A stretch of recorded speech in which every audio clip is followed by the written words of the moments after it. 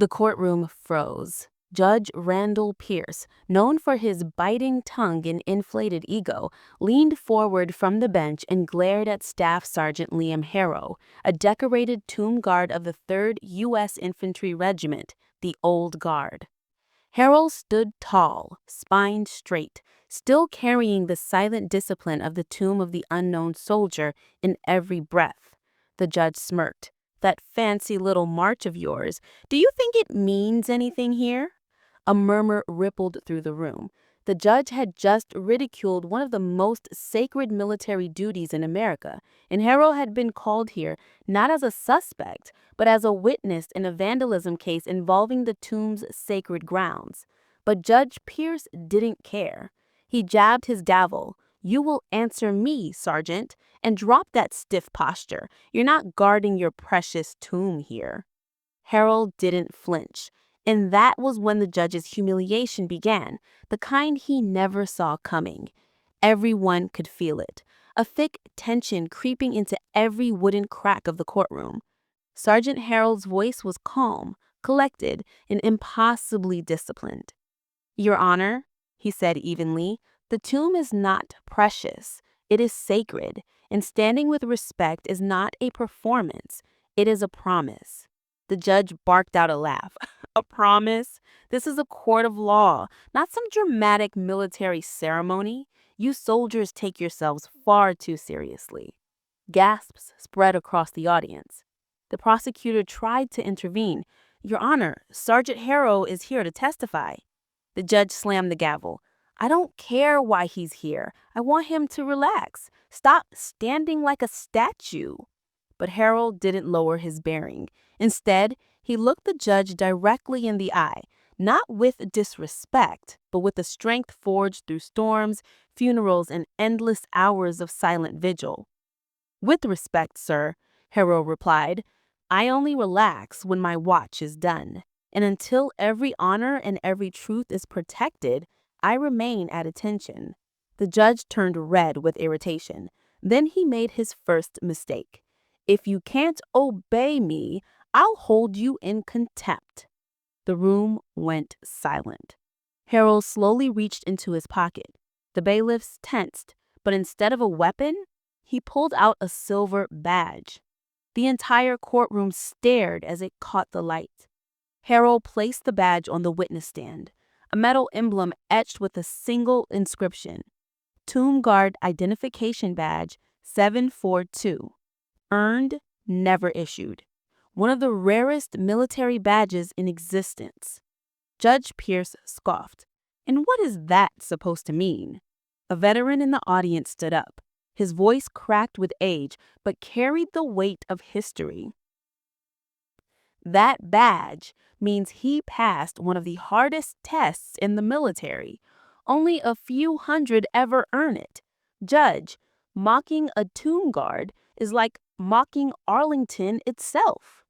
More veterans rose from their seats.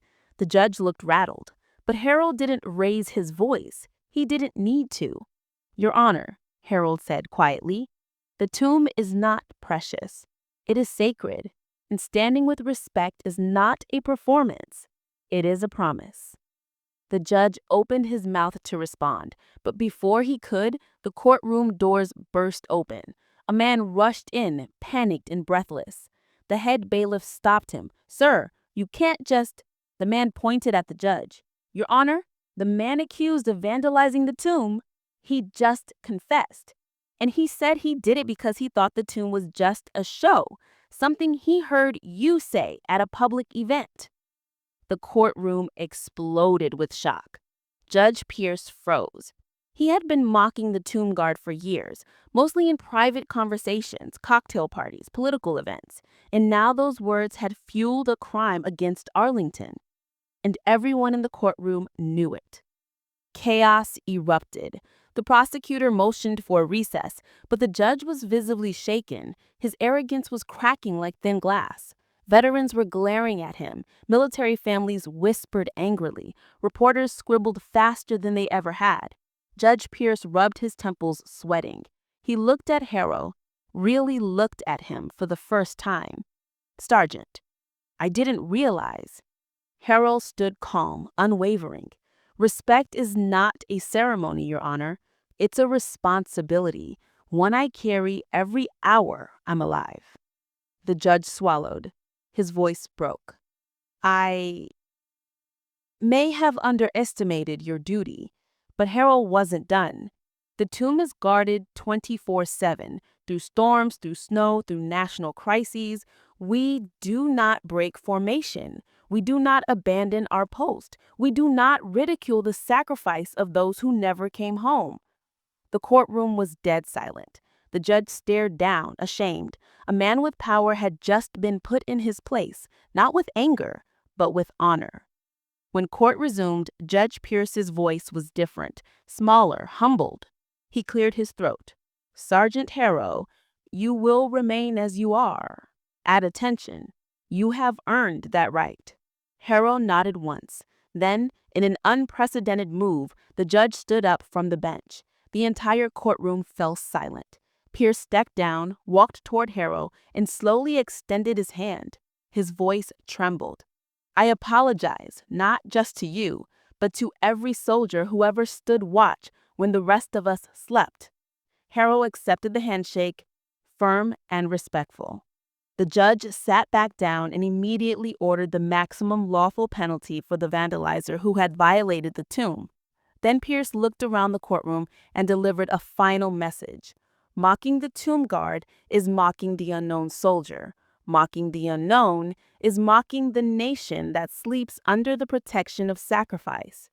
As the session ended, Harrow exited with the same sharp, precise steps of a sentinel returning to post. Not a performance, not a march. A promise kept. And everyone in that courtroom finally understood why.